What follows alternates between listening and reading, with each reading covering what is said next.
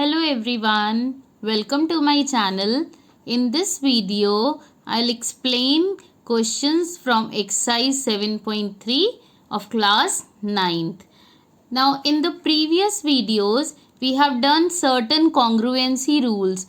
Let's see those rules. The rules are SAS congruency rule, ASA congruency rule, SSS congruency rule, RHS rule and AAS rule. ये rules हमने सारे किए थे पिछले videos में, मैंने इन्हें एक्सप्लेन किया था. अगर आपको नहीं आते तो आप मेरा पिछला वीडियो देख सकते हो. Now this RHS rule it is particularly for right angle triangles. और जो ये लास्ट रूल है हमारा AAS रूल, ये कहाँ से डराइव हुआ था? सेकेंड रूल से. Okay, and in this exercise we are going to use SSS rule and RHS rule in most of the questions. So ये दो rules maximum use होंगे हमारे इस exercise में. So let us start with question number 1. In question number 1 we are given this figure. एक चीज़ ध्यान रखना कि हो सकता है कि आपके जब एग्जाम्स में या टेस्ट में क्वेश्चंस आए तो फिगर ना गिवन हो. So you should know how to draw the figure. Okay तो हम सीखते हैं पहले फिगर को ड्रॉ करना. I have written the question also for you. We are given that triangle ABC and triangle DBC, these are two isosceles triangles on the same base BC. There is a line BC जिसके ऊपर दो triangles हैं ABC और DBC, और साथ में दिया है A and D, they are on same side of BC. कि जो A और D पॉइंट्स हैं they will be either below BC or they will be either above BC. दोनों एक ही साइड पे हैं. So let's try to draw the figure. So there is a base BC. There are 2 points A and D. Suppose it lies above this line segment BC. So let us join AB and AC. So it is the first isosceles triangle. These two are equal. Then there is another point D, and DB and DC, they are also equal. Then we are given that if A is joined to D and this line is produced, it will meet BC at a point and the name of this point is P. So we are given if AD is extended to intersect BC at P. AD is extended, AD को आगे बढ़ाया तो इसने BC को P पे cut किया. It is not bisecting this. ये हमें दिया नहीं है कि ये bisect कर रही है. We are simply given कि it is touching BC at point P. Now there are 4 paths to be proved और उसके लिए मैंने कुछ angles को numbers दिए हैं. So these are the numbers given to different angles and these are the 4 results we need to prove. The first one is triangle ABD. It is congruent to triangle ACD. Let's have a look at these two triangles ABD और ACD में. This is ABD and the second triangle is ACD. AB or AC, they are already equal. It is given in the question. ABC and DBC, these are two isosceles triangle. तो AB और AC equal है. इसी तरह BDC भी isosceles triangle दे रखी है, DBC या BDC. So these two are also equal. और एक ये हो गया AD, तो AD कॉमन है.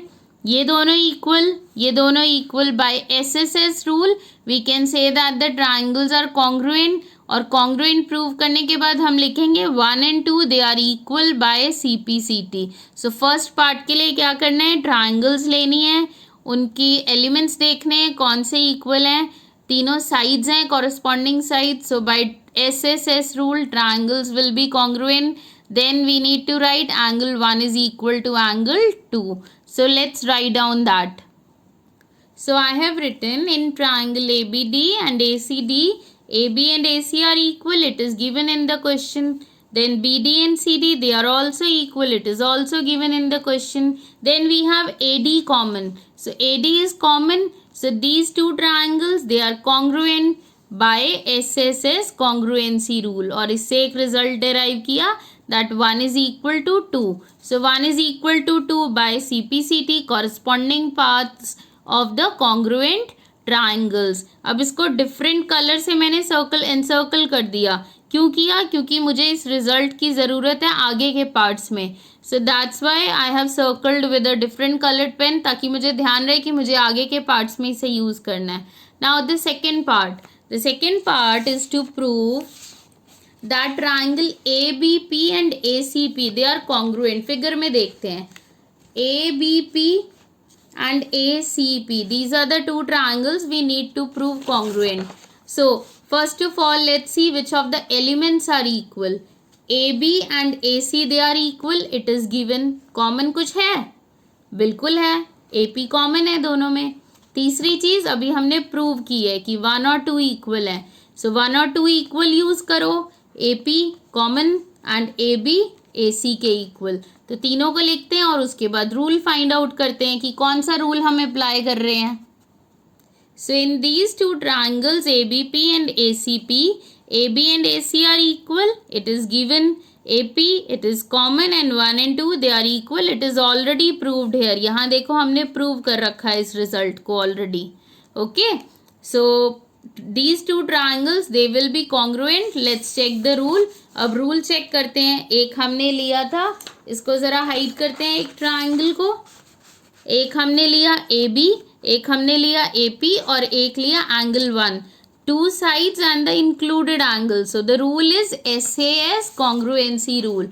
So we have used the rule side angle side congruency rule. अब सो SAS रूल से ये दोनों कॉन्ग्रुएंट हो गए. अब देखो कुछ रिजल्ट होता है डेराइव, बिल्कुल होता है. We can say now BP and CP they are equal. So write down BP equals to CP और इसको आगे एक पार्ट में यूज करेंगे. So BP and CP they are equal by CP/CT. So 2 parts done. Let's move to third part. Now in third part AP bisects angle A as well as angle D. पहले देखते हैं इसका meaning क्या है. AP ये line है. If it bisects angle A, ये पूरा एंगल A है, it means it will divide this into 2 equal parts. So basically we need to prove 1 and 2 are equal. In the same way we want to prove 3 and 4 are equal. For proving that it is bisecting angle D. 1 part we have already done. हम prove कर चुके हैं 1 और 2 equal है. The next work is to prove 3 and 4 are equal. अब 3 और 4 equal prove करने के लिए कौन सी ट्राइंगल्स कॉन्ग्रुएंट प्रूव करनी पड़ेंगी? सोचो सोचो कौन सी है. यस, बिल्कुल ठीक सोच रहे हो. BPD और CPD. तो BPD और CPD देखें इसमें क्या क्या है. एक तो ये कॉमन, दूसरा BD और CD इक्वल जो हमें दे रखा है, तीसरा अभी हमने प्रूव किया BP और CP इक्वल. तो इन तीनों को यूज करेंगे. So let us write down these elements. So in triangle BPD and CPD, BD and CD are equal. It is given. DP it is common and BP and CP ये देखो यहाँ prove कर रखा है BP और CP. तो यहाँ से लिखा हमने result. So these two triangles are congruent. तीनों साइड्स हैं तो SSS रूल चाहे चेक करो या नहीं, तीनों साइड्स लिख रहे हो. So SSS congruency rule, and if these are congruent it means angle 3 and 4 they are equal by CP/CT. Figure को देखते हैं. So 3 and 4 they are equal by CP/CT. तो अगर 3 4 के इक्वल आ गया इट मीन्स ये जो लाइन है एंगल D को बाइसेक्ट कर रही है. A को हम ऑलरेडी प्रूव कर चुके हैं. सो let us write down these 2 results together. So I have written 1 equals to 2 and 3 equals to 4. So these two are already proved. So it means AP it is bisecting angle A as well as it is bisecting angle D. So third part is also proved now. Let's have a look at all the 3 parts. एक बार देखते हैं क्या किया था. पहला था ABD और ACD. ABD ACD इसमें ये साइड्स इक्वल थी, BD और CD इक्वल थे और AD कॉमन था. तो SSS रूल से कॉन्ग्रुएंट हो गए और 1 और 2 हमने एक रिजल्ट डेराइव किया था कि ये दोनों इक्वल हैं. नेक्स्ट पार्ट है ABP और ACP. ABP एंड ACP इसमें क्या इक्वल था. एक 1 और 2 जो अभी प्रूव किया, दूसरा AB और AC, तीसरा AP common. So side angle side rule से ये कॉन्ग्रुएंट हो गई. अब इससे हमने रिजल्ट निकाला था BP और CP इक्वल. तीसरा पार्ट था प्रूव करना AP लाइन एंगल A और एंगल D दोनों को बाइसेक्ट कर रही है. सो 1 और 2 ऑलरेडी इक्वल प्रूव कर चुके हो. सो it means AP is bisecting angle A. अब प्रूव करना रह गया एंगल D को. अब उसके लिए क्या किया, हमने ये दो ट्राइंगल्स ली, इसमें बी डी और C D equal, D P common, B P और सी पी रिजल्ट से आ चुका है, जो एक हमने पहले रिजल्ट लिखा था, देखो बी पी और सी पी लिखा था, तो ये इससे आ गया। तो एस एस एस रूल से ये ट्राइंगल्स भी कॉन्ग्रुएंट, और ये कॉन्ग्रुएंट मतलब 3 और 4 इक्वल, 3 और 4 इक्वल का मतलब बिल्कुल ठीक, जो लाइन है ए पी वो आपके एंगल डी को बाइसेक्ट कर रही है, दो इक्वल पार्ट्स में डिवाइड कर रही है। अब रह गया एक और part, which is AP is perpendicular bisector of BC. Now what is this perpendicular bisector? I told you earlier also कि ये perpendicular bisector क्या होता है। perpendicular bisector, suppose you have a line segment, हम इसको BC कह देते हैं, and there is a point A, हमें यहाँ से एक परपेंडिकुलर ड्रॉ करना है और ऐसा जो इसको बाइसेक्ट भी करे, so it should be a perpendicular bisector. Perpendicular means a line which makes an angle of 90 degree, तो ये लाइन है। बाइसेक्टर मतलब which divides this B C into two equal part, suppose this is point P, so it means BP should be equal to CP. So perpendicular bisector, it is a line which makes an angle of 90 degree and it bisects this line segment also, जो 90 का angle भी बनाए और line को bisect भी कर दे। So ऐसे ही हमें प्रूव करना है कि जो AP है it is perpendicular bisector of BC, मतलब 5 और 6 मैंने ये नंबरिंग किया, 5 6 ये 90 डिग्री के हैं और BP CP इक्वल, एक तो आपने कर रखा है BP और CP इक्वल, दूसरा रह गया 5 और 6 को 90 डिग्री प्रूव करना। Now 5 and 6 can you say that if these two triangles are congruent BPD and CPD then these two are equal? बिल्कुल हो जाएंगे इक्वल तो CP/CT से, बट ये दोनों स्ट्रेट लाइन पे हैं। तो लीनियर पेयर एक्सियम याद करो, लाइंस एंड एंगल्स में हमने की थी कि अगर दो एंगल्स एडजेसेंट आपस में जुड़े हुए स्ट्रेट लाइन के ऊपर हैं तो उनका सम कितना होगा, 180 डिग्री। सो 5 + 6 है 180, 5 और 6 दोनों इक्वल हैं तो दोनों 90 डिग्री के होंगे। अब इसको लिखते हैं, कैसे लिखना है। So fourth part, so by congruency of these two triangles 5 and 6 are equal by CP/CT but their sum is 180 degree. so इनका सम हो गया 180। अब दोनों इक्वल हैं, या 5 को 6 से रिप्लेस कर दो या 6 को 5 से, मैं 6 की जगह लिख रही हूँ angle 5, so twice of angle 5, 5 दो बार ऐड करोगे तो कितना बन गया, 2 टाइम्स एंगल 5। जैसे पहले भी बताया था कि अगर आप x + x करते हो तो क्या बनता है 2x, तो ऐसे ही 5 angle 5 + angle 5 twice of angle 5 180। अब ये 2 कहाँ जाएगा, 2 will go in the denominator, okay, तो अपॉन 2, तो ये आ गया 90 डिग्री का। अगर 5 90 का है तो 6 भी ऑब्वियसली 90 का हो गया। So it means angle 5 is equal to angle 6 and they are of 90 degree each. तो एक हमने प्रूव कर दिया 5 और 6 90 डिग्री के, so angle 5 and 6 they are of 90 degree each and BP is equal to CP। तो दोनों के साथ लिख दो प्रूव्ड। अब दोनों प्रूव हो चुके हैं, और प्रूव हो चुके हैं इट मीन्स जो लाइन सेगमेंट है AP which implies AP is perpendicular bisector of BC। so AP is perpendicular bisector of BC hence proved। क्या किया हमने इस पार्ट में, we have written 5 is equal to 6 by CP/CT but इनका सम कितना है 180 डिग्री, तो दोनों आ गए 90 डिग्री के और BP और CP ऑलरेडी इक्वल हैं। सो it means this line AP it is perpendicular bisector of BC। I hope question number 1 is clear, हो चुका होगा आपको क्लियर क्वेश्चन नंबर 1। ठीक है बेटा, प्रैक्टिस ज़रूर करनी है इन क्वेश्चंस की, ज्योमेट्री की 1-2 बार प्रैक्टिस करोगे बहुत अच्छे से मास्टरी हो जाती है, डरने की ज़रूरत नहीं है ज्योमेट्री से कोई भी। ओके, ज्योमेट्री पोर्शन बहुत इजी होता है, सिर्फ आपको थ्योरम्स आनी चाहिए, बेसिक कॉन्सेप्ट आपके क्लियर होने चाहिए। So let's move to question number 2 now. In second question we are not given the figure, हमें फिगर गिवन नहीं है, we are simply given AD is an altitude of isosceles triangle ABC। Altitude मतलब perpendicular, तो there is an isosceles triangle ABC जिसमें AB और AC equal है और AD एक परपेंडिकुलर है। तो फिगर हम ड्रॉ करते हैं उसके अकॉर्डिंग। मान लो हमने एक लाइन सेगमेंट ली, यहाँ पे पॉइंट हम लेते हैं ए, क्योंकि ए बी और ए सी इक्वल है, इसका मतलब बेस है हमारा बी सी, तो ये बेस, और ये हमने लिखा ए बी और ए सी दोनों इक्वल हैं, और एक एल्टीट्यूड या एक परपेंडिकुलर है, मतलब ये दोनों एंगल हैं 90 डिग्री के। ओके, सो हमें गिवन है ये दोनों इक्वल और ये दो angle 90 degree. So we need to prove there are two parts, A D bisects B C.